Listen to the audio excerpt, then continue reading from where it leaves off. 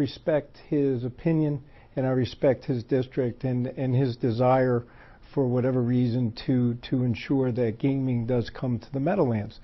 But this isn't and should never be couched as a north versus a south type discussion. This should be what's in the best interest for the state of New Jersey. And so I think what we have to look to are the facts. And I think Ben Franklin was the one who said, you're certainly entitled to your opinion, but you're not entitled to your own facts. So I had jotted down a few facts that I thought were important for this discussion. First of all, we have 27 million visitors a year come to Atlantic City. 27 million. Now, if you think about that, it's more in the Grand Canyon, more in Las Vegas, more in Libertyville. Our hotel... Quick, just do you have a measure of what that number was in 2006 as compared to now? Okay. I'd like to just see that. If you look, and then we also look at other numbers. So our hotel motel tax is up from 2006.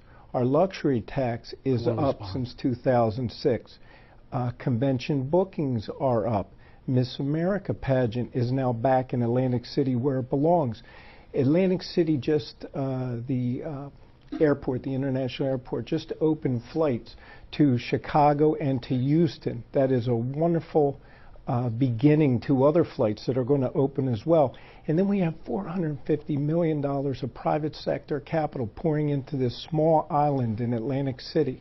And when you look at that, we're talking about non-gaming attractions.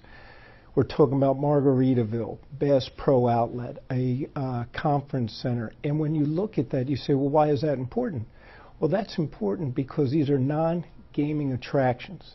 And look, our surrounding areas have built glorified bingo parlors, and people can go there, and if they want to gamble there, they can. But if they want first-class destination, if they want a first-class resort, they're coming to Atlantic City. The experts would say that all we would do by opening a casino in the Meadowlands is cannibalize Atlantic City and take 45% of the gamers in the revenue out, which would cost approximately $25 million in state revenue.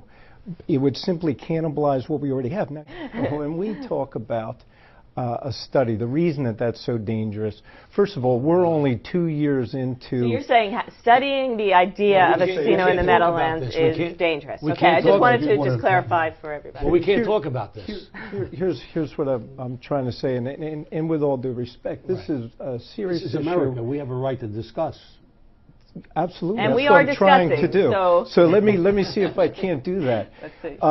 When you're careless or reckless and you make statements, you can scare off private sector investment. And Okay, so yes. let me just finish my thought, please. Yes. And so one of the things that we have to be careful as legislators, when we start saying things, the private sector listens.